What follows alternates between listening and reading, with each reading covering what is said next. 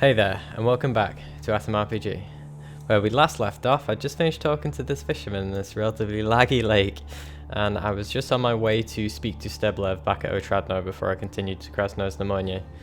I'm also going to see whether I can get the doctor to come and help the injured man at the bandit camp at the factory. So I'm just going to go there now. Well, here I am, and there's Steblev looking over the generator. Let's see what he has to say about himself. I wonder whether he has that money that he was talking about when he was drunk. You see a stocky moustache man in his 40s. On his belt, he has a leather handmade pocket with various instruments and a hammer that is fastened with a regular rope. The man wipes his oil-stained hands with his crude worker pants and nods to you. Hey bro, I see you got to the village, eh? Okay. I also just came from the factory. I'm sorry I didn't say goodbye the last time you saw me. I just wanted to get back home so badly. I understand that, it's okay. I mean, he was being kind of tortured there. The man looks down and scratches the back of his head. Listen, thank you for saving me. I don't know how long it'll last with those fuckers. I must say though, when I saw you entering the cell, I thought it was a dead man for sure. When you pulled the trigger, I made peace with my guards. But we probably did it because you knew the gun wasn't loaded. Sure, that's why I shot you. Well, that's a little bit harsh. Disappointed. Come straight in the eye and say nothing. The man licks his lips nervously, chuckles and shakes his head. Well, yeah, doesn't matter, right? I'm here, aren't I? Thanks for saving me. Hey, I need to thank you for the rescue somehow, right? Look, brother, most people around think I'm poor, but it's not true. I'm actually really handy, and I don't just repair stuff for the village. I have a stash. There's an empty old house behind the gates, filled with all sorts of garbage. This is where I keep my lockbox. There's a switch left at the entrance. Push it, you'll see light coming from an old bed. Push it out of the way and boom, you're in my personal little cellar. The safe is in there, welded to the floor. That's where I keep all my extra cash. The code is 9339. Not hard, right? Only 4 digits. Take everything I keep inside, and don't be shy. It's not a lot of money in there, but I hope it'll help you in your travels. Huh, it's pretty nice. 9339. Just gonna adjust my camera so I'm not getting a loud engine sound.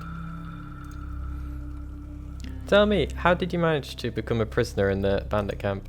I'm a loose tongue and vodka, damn them. I actually swore not to drink anymore. That stuff nearly killed me. Yep, and the guys nearly killed you afterwards. What was it you said? Haven't you heard? I was running my mouth about wealth. Told everyone I have millions. I'm ashamed to remember it. I was telling everyone this shit for no reason. An empty bravado.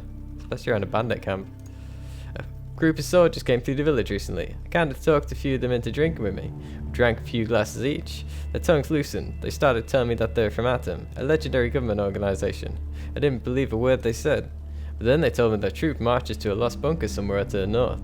They said they only wanted to put it on their maps, take some old tech and move on. That's when I got a bright idea to follow them and loot the place after they leave. I'm assuming that's our bunker 317. And where is this bunker? You give the man your map and he looks at it with a puzzled expression. Wait a minute. Brother, are you pulling my leg? You already know about this place. Here it is, bunker 317. Did they tell you anything else? Goddamn amateurs. Yeah, they're kind of chatty. Though in their defense, they were drunk as sailors. They also told me that, well, they had some, miscommunication in their group. Like one part of the team knew something that the others didn't. And my boon companions of the latter part. So half the group knew something but kept their mouths shut, and the other half was in the dark, so to speak. Aha, so that kind of holds the whole, oh look, these guys are mind controlled kind of thing then. So it is half of them are working against the group, and I assume they were the ones who won. Or at least, I assume it'd be a pretty short story if they didn't. Interesting, well let's change the subject. Answer a couple of my questions. How's work? Not too exciting, but it pays for my vices. Even lets me keep a few rubles until the next paycheck as savings. Some days I fear I'll save up a fortune and won't have the time to spend it. Why would I need a fortune? Only to take it to my grave. Hope you'll find your place in life yet. Right, well, I'd love to chat, but I really do want to actually go into that safe now, seeing as it eluded me last few times. I'm gonna head there right now. Really hope there's no rat. Nope, looks like he's proper dead. So let's try that then. So it's 9339. Ooh, that's almost as many rubles as I get. Duffel bag with 10 kilograms carry weight. I can't equate that straight to me, but that is going to come in very useful. Corn seeds, rubles. I wonder if I can leave stuff in here. Not that I really need to, but I'm getting a little bit over encumbered slowly but surely. Oh well, the duffel bag will buy me some extra time. I don't really need the vodka in that. I might take it to sell though. Well, let's see what the bag looks like then. That's actually really nice. That doesn't quite look like the bag I expected, but it's a start I guess. It's better than nothing. Right, let's get back. Right, I'm going to pop in, see whether the chiefs get anything for me. Seeing as I have sort of ingratiated myself with the bandits. Do you have anything to say? I have something to tell you about the bandits. I freed a captive in their camp. Yes, that was Steblev, our village mechanic. I stopped him on his way back to the village and interrogated him. When I did this, it became apparent that you're the one to thank for his return. Thank you so much, deep from the heart of our friendly collective. Oh, if you want to find him in person, better check near the water tower, where he's supposed to be working. If he won't be there, check the tavern. Speak to him when you have the time. Nod silently. Glad to help. You can keep the reward. Ha, there we go. The head shakes your hand. I didn't want to say because that's kind of awkward, but the head shakes your hand firmly and starts searching for something in the pockets of his jacket. Right, did I? I can't remember whether I agreed that. Wow, game. I tried using the silent approach to get him to give me it without having to ask for it, and now I'm either like an asshole asking for it. But I mean, to be fair, I'm missing 50 rubles. What the hell? Keep the reward. You know what? It might be a gun. I kind of want it if it is. Yes, just let me find it. Ah! Kovalev reaches down into his jacket pocket and takes out a stack of weathered bills. He counts them quickly. Well, that's 500 rubles for that. Jesus. And puts them into your hand. You take them without a word. It seems kind of harsh bumping in for more money. What does he have to sell, actually? Nothing much. Wait, 40 rubles. Can you buy one of my vodka bottles?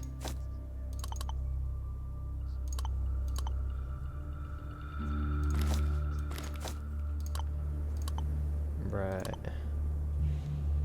I kind of want the experience from the speech crap, but I want to screw this guy over. He did just give me 500 rubles, but I kind of need to buy some gear when I get to the city anyway. With all due respect, Comrade Kovalev, can you add some more money to this reward? It was an extremely risky mission, as you know. I understand your plea, but please understand mine. You see, we are not living in luxury. 500 is a fair price. I see. Well, I have something else to tell you about the bandits. Oh, apparently I don't.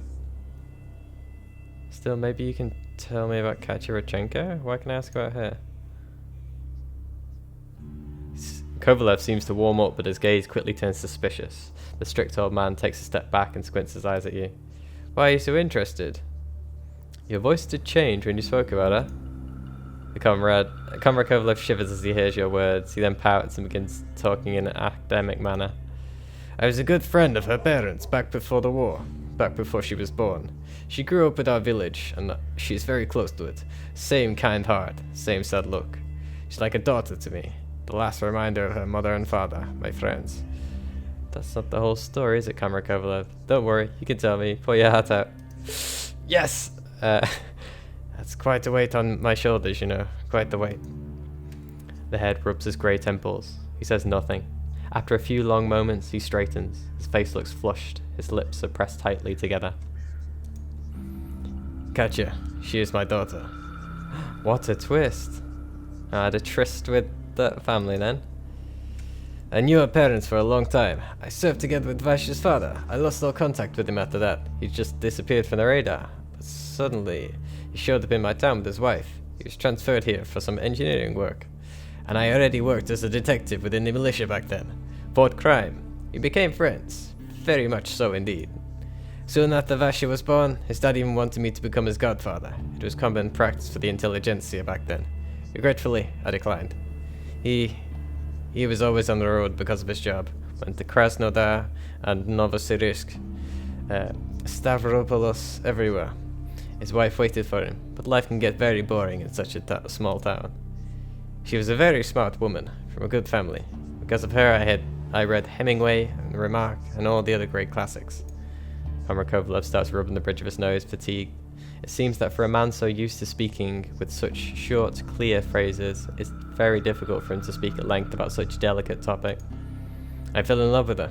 Never told anyone, not friends. I couldn't even admit it to myself, but once I visited her when her husband was away. We sat quietly for a time and became so lonely, so sad inside my very soul. I never had a family. My parents died in World War II, and I never had a wife, only my job. I don't know. I looked out the window, and there was that moon. I looked at the moon as if I was enchanted by it. That moon was like a window into another life, where everything was right. Understand me, please. The old man looks out the window transfixed, as though seeing not the dusty wall of a nearby shack, but the same enchanting moon. And when I turned to her, she had that look in her eyes, a deep, piercing look, as if she understood me at that very moment, understood everything about me, and about herself. We were thinking in unison, it seemed. And after that, all happened on its own, and then Katya was born. I wanted to tell the truth about everything, but then the bombs fell, the epidemic started, the time for talking had passed. Many people died in those days. Vanya's parents were among them. First he died, and 3 days later she followed. I see, but why didn't you tell Katya? Why would she need to know the truth? Let her think her parents died back then. This new information could hit her very hard. Maybe it will, maybe it won't. If I was her, I'd want to know. Still, I would like to hope the story stays between us. Comrade Kovalov straightens his jacket. It seems that his usual mood is back, and there's no more moon outside the window. That's pretty good writing, actually, to be fair. That is really good writing. Yeah, sure. I can ask some more questions. Yeah, no, that's pretty cool information. Like, the stuff that you can miss in this game, they definitely put a lot of work into the characters. It really shows. How'd you like being ahead of this commune? Not for all our troubles, it'd be fine. We work together, and the good people are good citizens. You do not seem to question my authority. Right, moving on. No more questions from me. Well, that was quite interesting. I wonder how close I am to a level up, actually. Still pretty far off. Damn. I don't like doing all these checks with my speechcraft being as low as it is. I mean, it is pretty high, 72. But I could do with some more. Right, now let's speak to the doctor.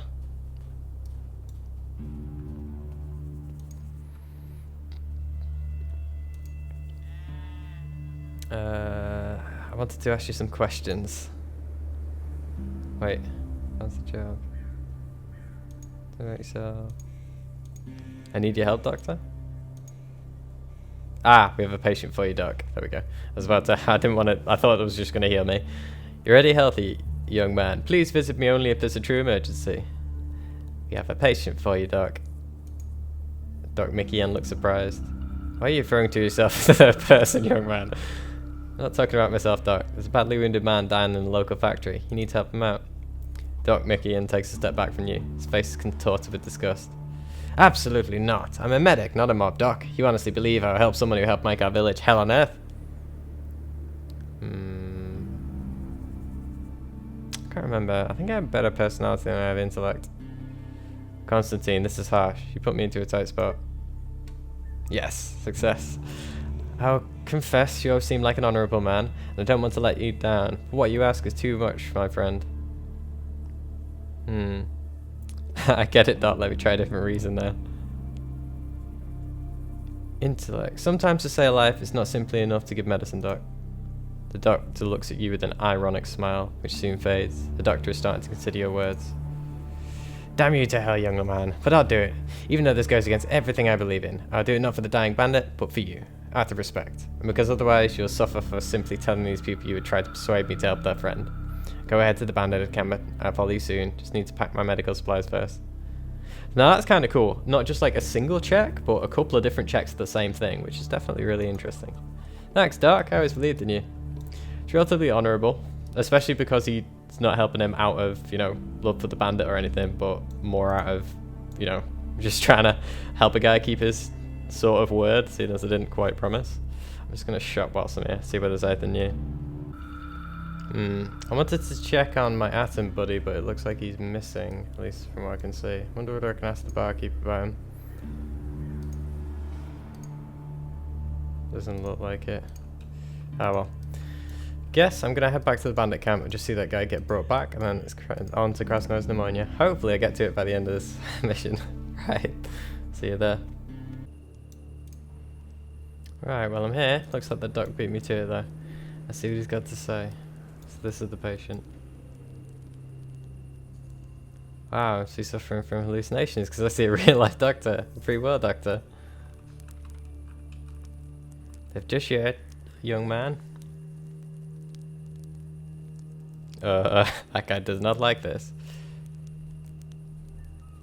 You gonna stick me with that needle or what, doc? I need meds. In due time, and a doctor, not a slave to your craving for drugs. I hope these guys aren't trying to ambush the doc, because I will fight the entire encampment. His wound was sutured by a blind man? Look at all that disgusting pus. Ah, is it that bad? Right on this, young man. I need to open this wound. I wonder how long this is going to go on for. I kind of don't want to interrupt.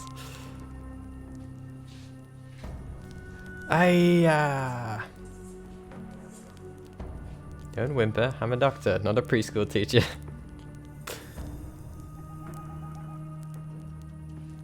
Ow! Shock will take away your fever.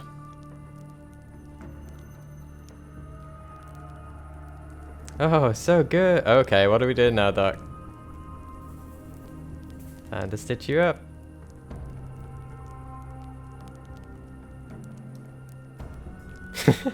Stop sleeping if you want to have a stroll.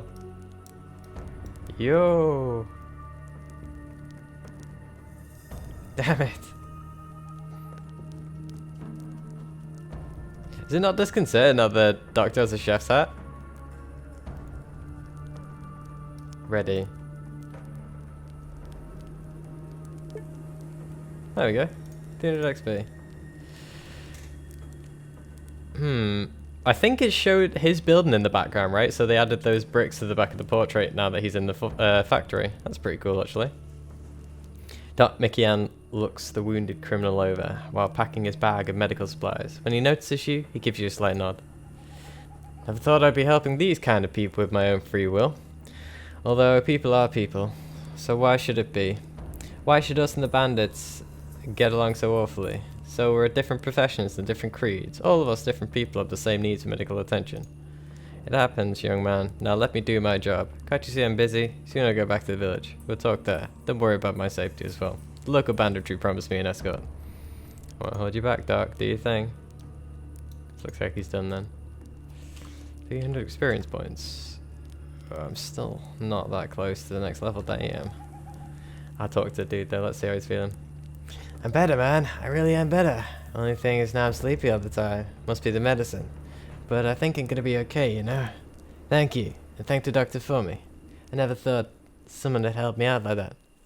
Hey, you need a reward, right? Sure you do, buddy. Check the end table near the bed. I asked the boys to put all my stuff inside it.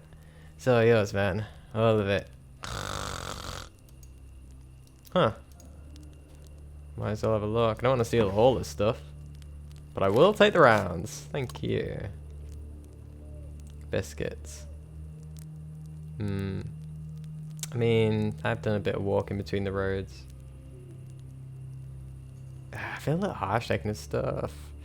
I know at the end of the day he's an NPC, but, you know. I kind of live in this world in character. Right. I don't really need the antidote, but I'll take the biscuits, the rubles, and the bullets. The biscuits only because I've done a lot of trekking, right? I'm tired and hungry. Excuses, excuses. Well, on to Krasno's pneumonia, unless I have any other tasks to do outside it. Nope, doesn't look like it. Don't know where I'm going to get 20 spider brains from. Right, off to Krasno's pneumonia then. See you there. Hopefully, I won't get ambushed along the way multiple times again. Haha, wishful thinking. Right. Krasno's pneumonia. There it is. It's quite a bit of distance. Right, let's have a look at this whilst I'm here. I don't know what it is. Like a bush shelter, I guess? That's pretty cool artwork. KP3. Don't know whether that has any significance in Russian. I feel I might get shot as I approach, but I might as well see who's here. Should put my gun away. I mean, I'm not really using it for anything. It looks a bit weird walking around with a pistol in my hands. Now these are guys with some weapons and armor. I want stuff like that so I'm not getting destroyed. Well, they haven't shot me yet, so... Oh god. Yeah, they haven't shot me yet. A short man with a hand-rolled cigarette mouldering between his yellow teeth is standing in front of you. He gets a more comfortable grip on the strap of his machine gun, takes his cigarette out of his mouth, and for a moment spits richly in the dirt side of the road. Rook ordered to execute any suspicious traveller on the spot. Oh, fuck. The man's voice is hoarse and quiet. What are we gonna do with you? Okay, instant death. Instant death. Possibly instant death. Possibly not instant death? I doubt you receive such orders. People are smart these days, I was just kidding. The man smirks and suddenly bursts into a loud barking cough. Finally the bout passes, he flinches and looks up at you once again. I was in two minds. Damn, yeah. One has to entertain oneself somehow while standing sentinel. My name's Kachan. What's yours? My name is... The man Weasley draws his cigarette and nods. God damn it, there's different ones each time. Igor. Why not? Igor, what a weird name you chose for yourself. Alright, yeah, alright. What do you come here for? Do I really want to berate him on the streets of smoke in the apocalypse? I assume life is short enough as it is. Like, cigarette doesn't make all that difference, but... I'm not an expert, of course, but you better quit smoking with the cough like that. The man takes a draw at the cigarette and immediately gets a bout of the cough he can barely hold back. Ah, quit it when I'm dead. It's more fun when you smoke. Listen to me talking about fun. You have dice on you? We could play a game or two. I've got a coin as I've just had payday.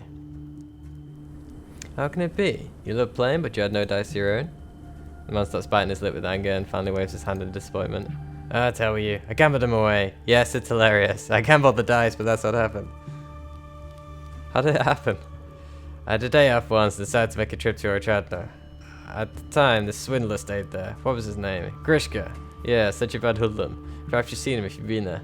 Oh yeah, I've more than seen him, mate. You can't gamble in a village like that. So him and I went to an abandoned house nearby. Hey, we did that too. But this Grishka turned out to be a real devil. He left me with nothing but my underwear in less than no time. I even lost my underwear to him, actually. I had to run from one bush to another all the way to the outpost. Good job it didn't occur to me to give him my service gun. It's a sin to wish for it, of course, but I'd love it if someone kicked his head in. He's a con man, an obvious one. Should I tell him? I mean, he'd look a bit happier, I guess.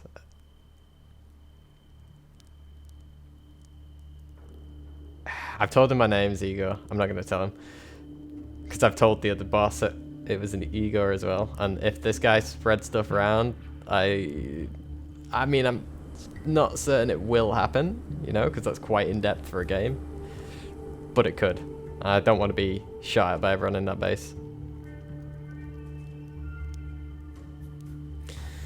Yeah, well, what a story. Yeah, I'd like to ask you a few more questions. Tell me about yourself, if it's alright. Oh, he does not like that. Or at least his lungs don't. The man hesitates for a bit, but it looks like your charm has won him over. Yes. I used to be in a gang, headed by Dan, who's currently milking a treadmill. Oh, I'm very glad I didn't tell him that. It's before him and his crew settled at the factory. Those are the times. I've seen it all. Horrendous stuff, tortures, executions, extortions. Yeah, those are the times. I've seen enough of that, so I ran away. I didn't like any of that one bit. The dead man started visiting me in the night. Then it happens that I joined the Krasnostamonia army, which is also a notorious gang. That's probably what the KP3 is. But at least it felt like a human. Don't blame yourself. It was a hard time. People survived the best way they knew how. Yeah, I know that, but it's uncomfortable to have such a page in my biography. What if the afterlife really exists? I won't receive a warm welcome there, that's for sure. Damn, I'm talking too much. Was there anything else you wanted? Huh, yeah, I don't actually know. I mean, Russia's Orthodox, isn't it? I don't know what their afterlife is, actually. Yes, could you answer another question for me? What can you tell me about this place? It's a roadside outpost. What else did you expect to hear? From here we're on the road to Krasnoye. That's some work, I'll tell you. If no one's attacking, it's boring. If someone's attacking, it's scary. I don't even enjoy seeing the emergency pass through here anymore. They all look the same to me. Right. Who's in charge here? Rook. He's standing in a little house, probably sulking as usual. The man's way too gloomy. Still, he's honest and trustworthy. There aren't many like him left in this world. Yeah, I guess he doesn't have that much. Ooh, 310 rubles. I might just sell some stuff to him if I can.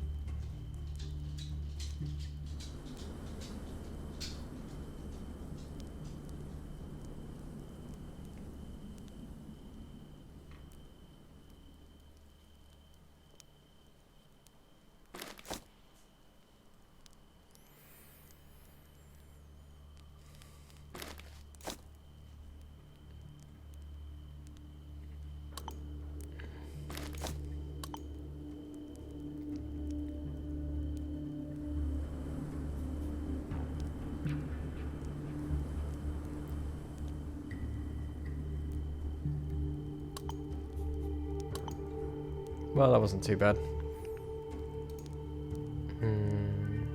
Are there any rumours that are fun or not so much? There's a not so fun one. It seems to me that one of our good servicemen got badly addicted to devil's weed. He's constantly smoking, but the smoke is definitely not that of tobacco. At this rate, he's going to end up in a lunatic asylum soon. I feel sorry for the guy. Yeah, I wonder whether that's any different given the radiation. Gotta go. And I've noticed this is like sort of the same building as the intro to the game. I can't really zoom out to see if there's a city in the distance, but it doesn't. I can't remember whether it quite looks like it. Well, that's pretty cool anyway. Right, I think I'm gonna have a talk with this guard over here.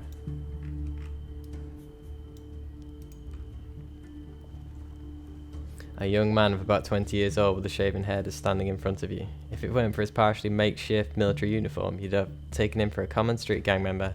Still, his clothes, intelligent look in his eyes, and the machine gun over his shoulder tell a very different story of this person's background that has nothing to do with being raised on the streets. As he sees you, the soldier stands straight at attention and shouts loudly right in your ear, "Good day!" How is he deaf? "Nice to meet you. Let's have a chat in private." The soldier nods with content. "Sure, why not? It's really boring here. I was nearly eaten by flies whilst I waited to have any kind of conversation. I'm Private Karen, by the way." What was he having him? 30 rounds. I'll actually buy those. Why not? I just got some money from his mate anyway. Tell me about yourself, soldier. Sure, ask away. What are you interested in? Who are you? Anatoly Karenin, a private at this fine outpost. The young man is practically glowing with pride as he pronounces those words. What are you doing here? I'm guarding the road together with my comrades in arms. All sorts of people love to drive here, but we only allow the decent ones through. That's commendable. Well, this guy seems very proud of what he does. What can you tell me about the fortress? There used to be a filling station here. Cool, right? If there was still some fuel left, we could create a self-destruct mechanism in case the bandits overpower us in battle one day. Then we burn everything to the ground together with the advancing barbarians. That's so self-sacrificial. Let me ask you something else.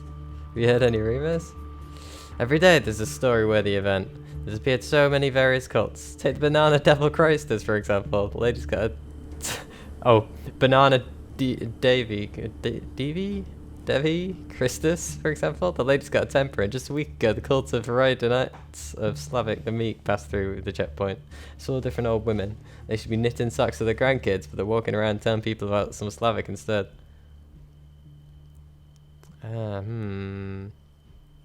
It's one's sacred right to mock at the people's faith. Do you have any of your own? I mean, that is true. Why not? If you can't laugh about it, you know? Indifferent to any religion. Yeah, why not? Now that you ask me, I'm confident I don't.